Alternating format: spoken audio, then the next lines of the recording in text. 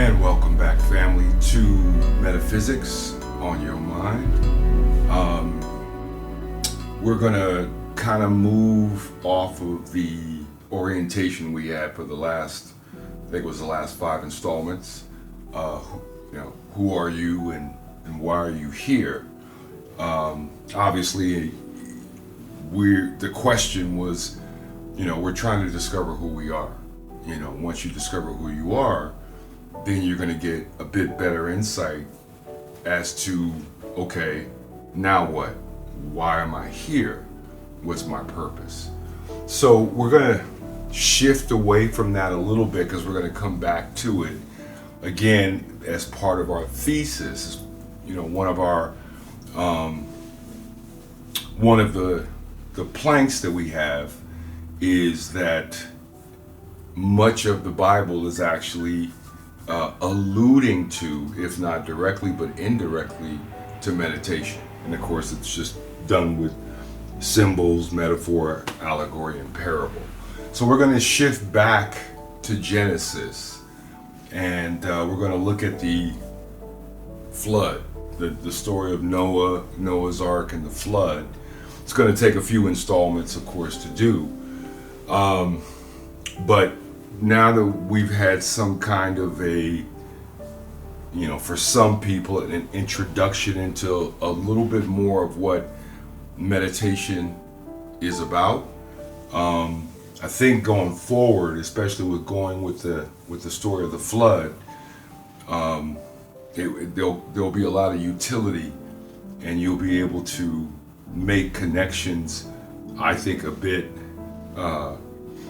more succinctly, if I can use that word, in the mind, once you've had some kind of an introduction to what meditation, or at least the no thought, no mind watching meditation is. Another name for it is the no mind meditation, because again, it's not that you can completely shut down the mind.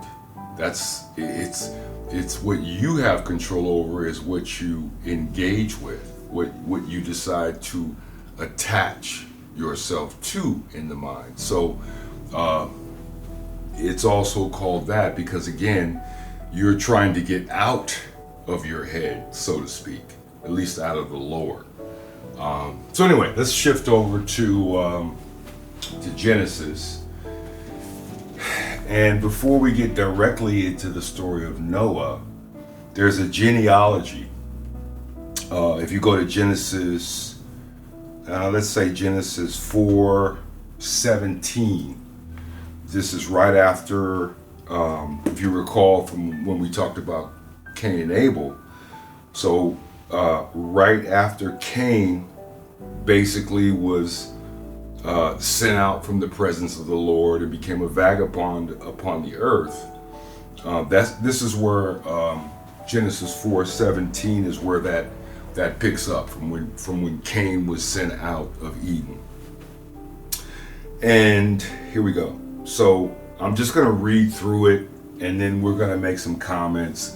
But I think this is also this genealogy, and is going to illustrate how complex and how wow. I mean, again, if you read it literally, it's really tough going. But let's get to it. So Genesis 4:17, and Cain knew his wife, and she conceived and bare Enoch, and he builded a city, and called the name of the city after the name of his son Enoch. So in other words, Cain, and we know who Cain is, who killed off his brother Abel.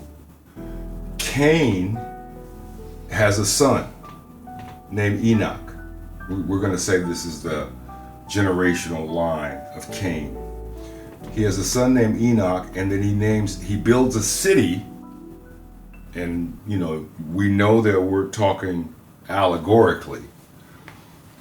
One man is not going to build a city, right? So you kind of know right off the top, okay, hold on to that idea, that thought, and we're going to come back to it. So he has a son named Enoch. He names the city that he builds after Enoch. Okay?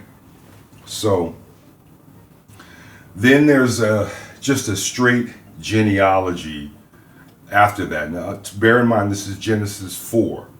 So then, and unto Enoch was born Irad, and Irad begat Mehujael, and Mehujael begat Methusael, and Methusael begat Lamech. Okay, that's Cain's line, according to Genesis 4. And then we're going to finish off Genesis 4 with Lamech becomes kind of a principal character in this section. And Lamech took unto him 2 wives. The name of one was Ada, and the name of the other Zillah. A-Z. And Ada bare Jabal, and he was the father of such as dwell in tents, and of such as have cattle. You gotta keep, put this stuff away, and we're gonna pull it back out later. So Jabal is the father of such as dwell in tents, and of such as have cattle.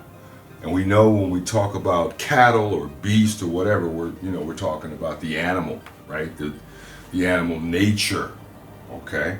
But this is all done in allegory. And Ada bare Jabal, we've got that part, and his brother's name was Jubal, and he was the father of all such as handled the harp and organ. So one brother deals with cattle, the other brother deals with the arts, the harp and the organ, okay? And you can kind of tell one is a kind of a left brain function, and the other is kind of a right brain, the arts, creative. So we'll see these threads wind through a lot of these books, time and time again. Little clues and codes you can pick up to kind of figure out who's who and what's what, or at least have a better idea of it. And Zillah, that's the other wife, she also bare Tubal-Cain, and he was an instructor of every artificer in brass and iron, basically a metal worker. And the sister of Tubal-Cain was Naamah. And here's the interesting part. And Lamech said unto his wives, Ada and Zillah, hear my voice, ye wives of Lamech. Hearken unto my speech, for I have slain a man to my wounding, and a young man to my hurt. If Cain shall be avenged sevenfold, truly Lamech 70 and sevenfold.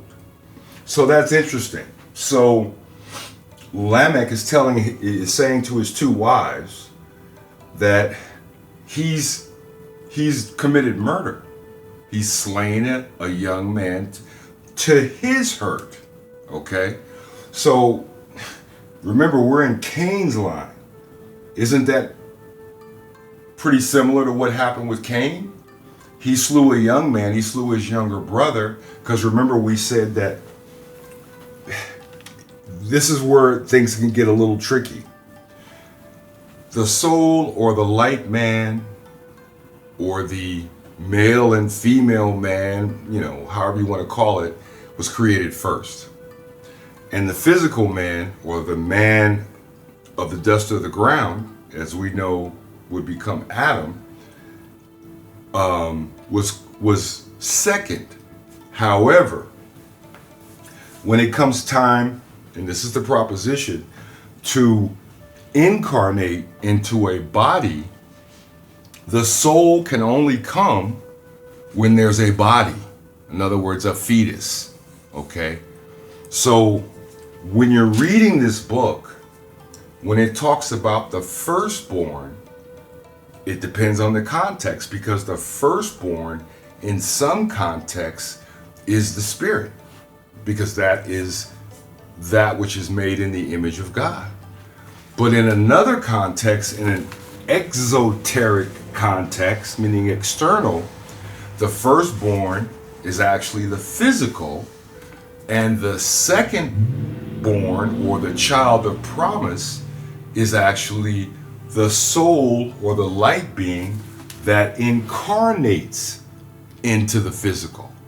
So that's what I mean about it's a shifting narrative. Are we talking about the firstborn when we talk about creation? Well, that would be the light man, the soul. Or are we talking about the firstborn when we get into the external story in the physical realm? Then that would actually be the body, and then it attracts, or however you want to phrase it, the spirit, which then animates the body, becomes the consciousness of the body. We're going to go through all this stuff time and again, but just to kind of show you that if you read it literally, you say, okay, Lamech is in the line of Cain. And then we're going to read a little further, and we'll go to, this is Genesis 4:25. And Adam knew his wife again, and she bare a son, and called his name Seth. For God, said she, hath appointed me another seed instead of Abel, whom Cain slew. So Seth replaces Abel, who was killed by Cain. And remember, in that initial scenario, Cain represented the lower, but the firstborn in the external context, and Abel represented the higher, or the spiritual, or the soul. And remember, we said that the lower had the capacity to kill off the higher, meaning that your lower self can overwhelm and overcome, because remember, it's the lower self is the decision maker. Okay, so the higher is, for the most part, as we'll see, that this is where the rivalry comes from, right? This is the physical self that takes on a personality, and feels that it is what is. But then there's a spiritual self, a spiritual you, that has to operate through the physical, through Cain. So this is Cain's line. But then if we go over to to Seth. So Adam is the theoretically created from the dust of the ground. So generationally, Cain, there's 6. Cain being the first generation of Adam on this side, leading to Lamech, the one who's slain a young man to his hurt, same as what Cain in effect did back in the beginning of Genesis. So now we go to the genealogy of Seth, who was the seed, according to Adam's wife. It doesn't say Eve, it says Adam's wife, was appointed in place of the slain Abel. So let's go to that. And again, this is going to give you a little taste of how these stories are just very, very subtle in how it maneuvers, and not easy to keep the thread. Okay, so now we go to and to Seth, to him also there was born a son, and he called his name Enos. So Seth had a son named Enos. Then began men to call upon the name of the Lord. So here at Enos, or Enos, which we're going to come back to, the scripture says that's when men began to call upon the name of the Lord. Well, what does that really mean, call upon the name of the Lord? We think in terms, today, or, the way that we've been taught, calling upon the name of the Lord is, okay, you can literally verbally do it. Oh, Lord, please, a prayer or whatever. What that, I'm going to propose that what that phrase actually really means, it's coded, is that that's when men began to meditate. The original prayer, that which has no words, okay? Because when you see the name of the Lord, okay, name doesn't actually mean name. It actually, if you go back into the original documents, name actually means way.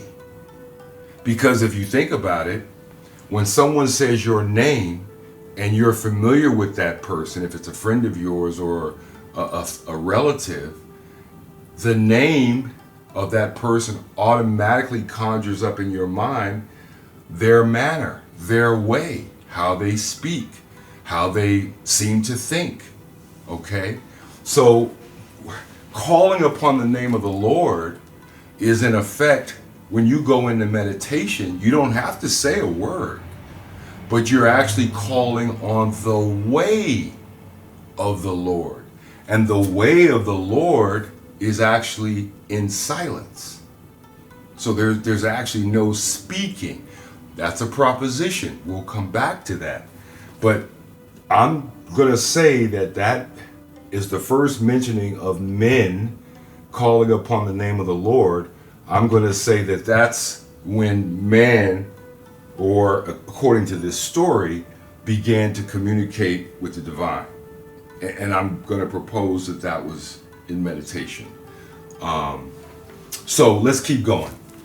You know, this is stuff that we just have to take notes of, and we'll come back around to them as we get a little bit more insight as we go deeper into these stories. This is the book of the generations of Adam. In the day that God created man, in the likeness of God made he him. Male and female created he them, and blessed them, and called their name Adam in the day when they were created. Now, I'm just going to kind of summarize a genealogy here. It says Adam lived 130 years, and he begat a son. Basically, he begat Seth. Okay. All the days of Adam were supposedly 930 years. Okay. He has a son, Seth. And again, I'm going to summarize it so we don't have to, read all the verbiage. He has a son, Seth, and Seth lives to be 912 years old.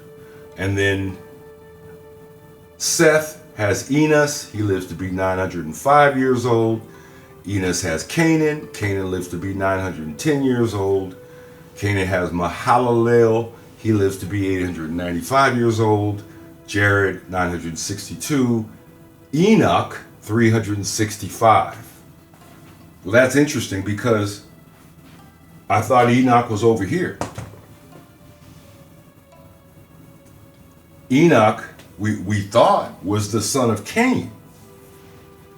But according to this genealogy, Enoch is the great-great-great-grandson of Seth. Okay? So that's what I'm saying. When you try to read this literally, there are deliberate obfuscations. There are deliberate there's deliberate. The trick with all this stuff is the keys to the universe, the understanding of the universe, of the powers of the universe, of God, the understanding of ourselves. None of this knowledge is going to be laid in our laps. That's not the way it worked. Remember, we talked about how in ancient Kemet, in ancient Egypt, this hidden knowledge or mystical knowledge was transferred to initiates in the mystery schools. So it was never intended for general public consumption. In other words, the true knowledge is seldom going to be presented to you on a platter, laid in your lap, given to you at your school or your place of worship. You're going to have to do some digging and vetting yourself, because that's what one of the scriptures even said, where God says, test everything and hold fast what is good. In fact, we'll throw that up there a little later. This is the words of God. Test everything, right? So everything nothing is above investigation, especially when God says, test everything, okay? So when you really read this, you go, wait a minute, Enoch's here, but then Enoch's also over here. Okay, so let's keep going, because like I said, this is going to be a multi-episode approach here for the flood. So then after Enoch has Methuselah, who lives to be 969 years old, at least the oldest recorded age in this lineage. And then Methuselah has Lamech. Well, that's funny, because over on this side, somebody named Methusael, notice how there's like an inversion of S-A-E-L, S-E-L-A, says Lamech was born from Methusael. So is it Lamech over here, or is Lamech over here? Anyway, we'll keep going. Lamech lives 777 years. And then Lamech begets Noah. Okay? And then, we'll get into the fact that Noah, at the age of 500, has 3 sons. Shem, Ham, and Japheth, as we all know.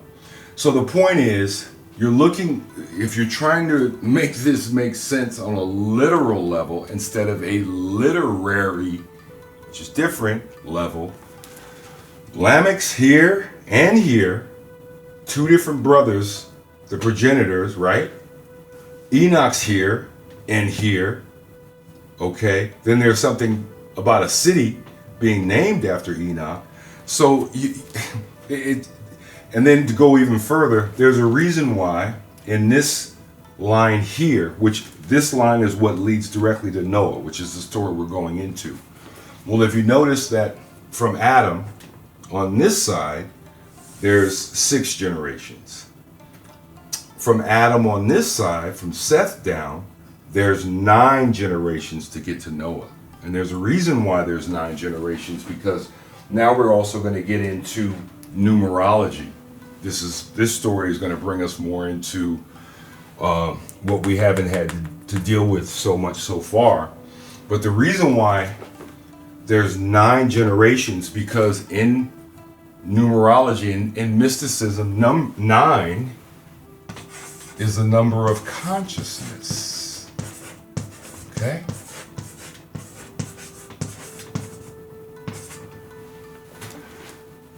Remember, we said every number means something, right?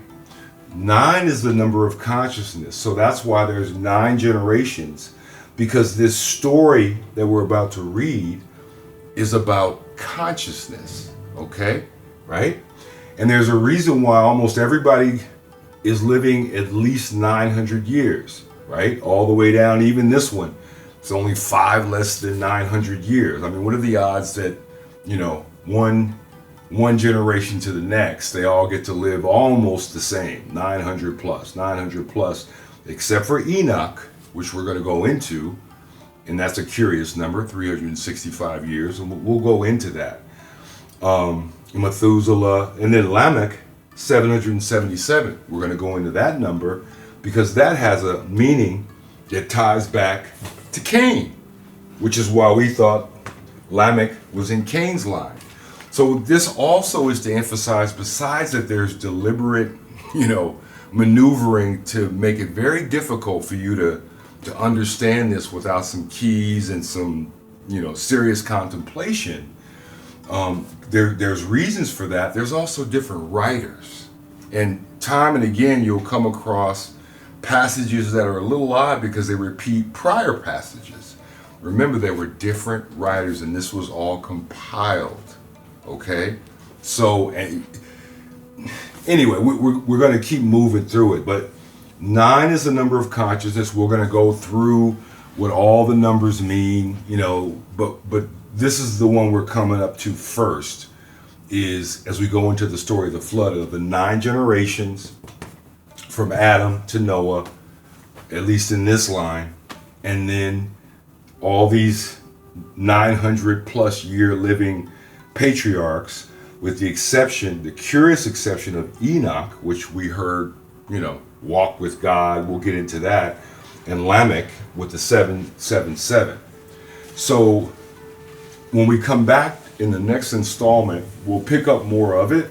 But this is just to kind of set the table that if you try to read this literally, you're going to get turned around, because it's not meant to be read literally. It's giving codes. It's saying, hey, forget about all these specific numbers. The point is that we're giving you some clues with all these nines, that if you count the generations, you get 9.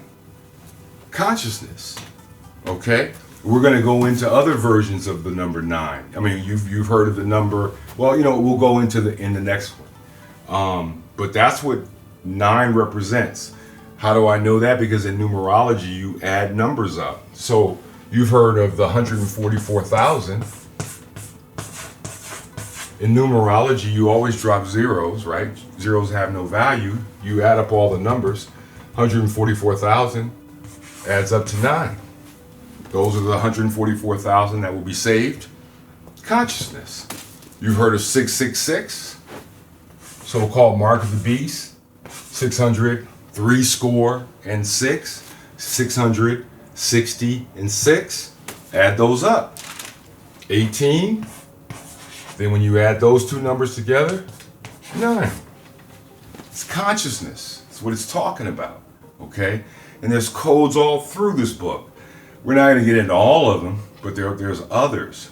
But when you see things repeatedly, it's sending a clue, it's sending a message that, this represents the higher, those that will be saved, and this represents the lower, higher consciousness, 144,000. 666 is a lower number than this, right? 666 is less than that.